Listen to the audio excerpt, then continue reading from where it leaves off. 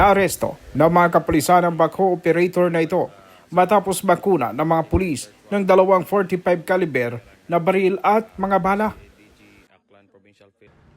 Naging maganda naman ang resulta ng operations natin. Kung saan ito ay isang joint operation na pinangunahan po ng opisina natin, yung CIDG Aklan PFU. Yung operation na yun ay actually nagsimula yun sa isang impormasyon ng isang concerned citizen na yung subject arrested person natin na meron siyang barel na nakitaan nila. So upon receiving the information na yun, nag-conduct tayo ng intelligence operation gathering kung saan positibo naman yung naging pagkalap natin ng mga impormasyon. Kung kaya i-dokumento natin at yun ang resulta, nag-apply tayo ng search warrant noong April 8. Sir, sa paghalughog po doon sa bahay niya, ano po ang mga recoveries natin? Anong mga nakuha po? Meron tayong dalawang nakuha na caliber 45 pistol kasama yung mga bala. At yun, ang pag-search na yun ay binubuo ng dalawang barangay officials natin, yung searching team, yung mismong mayari ng bahay, at saka yung recorded yun, na naka-video recording siya. Ano po ang background nitong suspect? Bakit daw po siya may mga unlicensed firearms na to po? Based sa kanyang pahayag kanina, nung tinatanong din natin, na-acquire niya yun. Ayaw lang niya i-divulge kung kanino. Pero ang purpose lang eh for self-defense. Wala naman siyang ibang sinabi kung ano ang ano niya, basta inaamin niya na sa kanya yun. Ilang taon po yung suspect, sir, at mga ano trabaho niya? Ang trabaho niya nasa isang construction site, parang isang heavy equipment operator siya. Ang kuwan. At ilang taon siya, sir? Nasa 40 years old siya. At parang ilang taon pa lang siya dyan sa barangay na yan. Doon. Tapos, dati siya nakatira sa Iloilo province. Somewhere. Ano yung sinasabi niya, sir, na rason kung bakit meron siyang mga baril? Wala naman siyang sinasabi sa amin bakit ganun. Basta meron, ang sinasabi lang niya eh, na-acquire na yun, pang depensa lang niya. Oo. Itong suspect natin, sir, matagal-tagal niya na rin naman na monitor. May mga impormasyon na, kaya dinevelop muna natin hanggang makumpleto yung requirements natin sa pag-apply ng SW.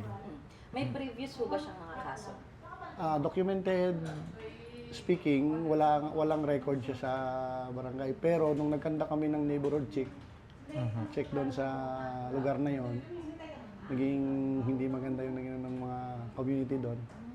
So that's why na-confirm natin. Then napan-checking sa Firearms and Explosive Office kung meron nga siyang LTOF. Wala siya, negative siya. Opo.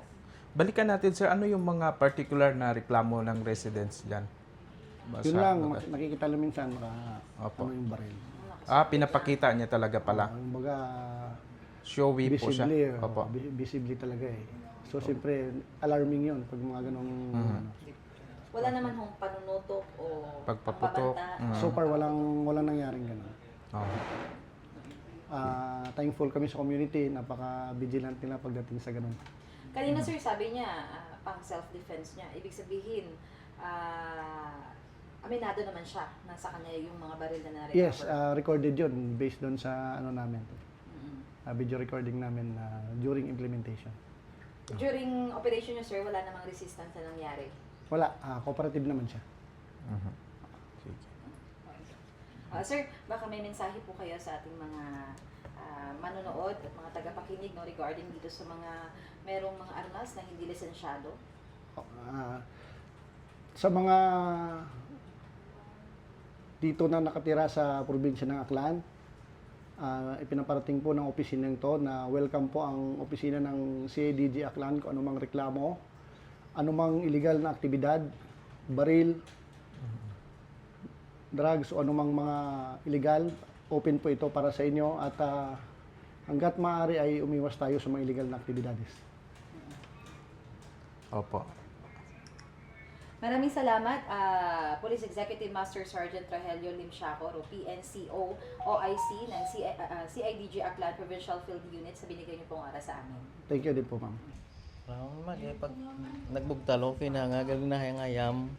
Tapos pag lantaw ko, may mga pulis na, ay waron doon, nagkuhan lang, cooperate lang ako. Para way na bala mo nga kuan. Siyempre, cooperation lang. Saya na tama na mo anong nagkakuan mas da saan na proseso eh. SOP nila eh. Ti ang baril to nga nakuha sa imo gid man to ya. Mm. Imo. Oo, hindi mo man pag-deny, hindi sa balay nyo eh. Di na buulis ang mga kapulisan ta ang baril. Hindi mo lang sa balay namon. May mga bata ka. Oo, isa ka bilog. I mean, basi kung Wa man. wala Why may saka, why na nakasayod ra nga may nagtago ako na ron. pati ang misis mo wala ka. Oo, sayod ra. Tago ko man abi ron. Para diin ini nga mga armas nga nagahupod kasi ni. Siyempre ma'am, for self-defense, may subukid ako asahin bi ako nga mati. Siyempre kabirano ko bi ginaras ka mga taga nakalupa tapos mga gatinan pala. Di probinsya na ko ginaras tipi. Pinpinsan ko mga gulingon ko. Mga isa nga tang safety at nga gulingon, isa man nakabuhi ta. Wala na mo. So ginadala mo gid gali na sa imong Wa mat kung critical situation kami kung sa mga bukid kami. Oo. Di nga ang mga wala lisensya, wala mga dokumento ini mga Wa man nun ma'am eh. Oo, wa man nun. lagi. Wa. Ini personal nimo, Personal. hindi iya sa company ninyo. Hindi na personal naman. Personal. Kaya again, nakakuha na ko ba experience ako ng narasabi ako mo.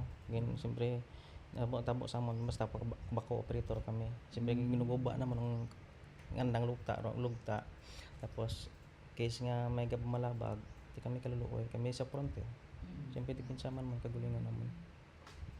Mula naman Ano gani ang na-recover sa imong mga baril? 45 Isa lang. duwa tama. 45 ka. 45 tanan to. Duwa. Duha ka 45. Pila ka bala nakuha sa inyo, sir? Ba't wala ko uyap kinatong pilabilog to eh. Sandal lang to kamaan. Wala bang paman ni sir na palupok or nagamit recently? Recently daw ay mama ko makawan eh. Natago ko malaron. Tago ko malaron eh. Budlay na. Lisod. Oo. Pero sir, may mga nabuol nga information ng atong mga kapulisan bala nga daw visible bala nga ginadala-dala mo gid ang imong mga Wa- baril dira sa area. Area? Amo Wa na man. nga. Wala ginapa ano mo. Wala man. Ay, sayo din mamilya ako nga mina ko ron. So ginadeny mo gid na Oo. amo na. Ginatago ko tanan ako doon. Siyempre hindi mo kinanglan pagkita-kita ron eh. Wala man reklamo so far sa imo sa Wa man. barangay. Wa man. Saan man ko to sinta sa barangay nito kay na istorya na wa man ta record bad record dito eh. Wa man ta kagama, wa man ta ginom, wa man sigarilyo. Trabaho mo na ako, alin ko agahon last year sa gahon doon. Trabaho, pagkabalik gabero ko uli. Ay, walang bulo na kakon. Sa mga mistigaras sa barangay ron. Wa ta kan bad record sa barangay. Amo man lang doon eh, siyempre na upot kita sa mga illegal nga wan, siyempre white papilis eh, white hilltop. Kamo mo lang ako sala ron. Sala ko may batong, mas masala ako eh. Nga wala ko ka permit bal. Permit to carry lang. May previous ikaw nga kaso. Wa man. Wa man. Din ka gid nagadugay diri man sa Makato or Dili karon ay mag 12 years na ako sa Makato, dumga. puli-puli ka lang. O gulay lang ko to is ako mat ka bakasyon kami to or muli kami 1 year ito sa Iloilo, balik naman niya. Oo, wala ka ura trabaho naman ko. So kung diin ang may project dito ka Oo, pinasay. oo.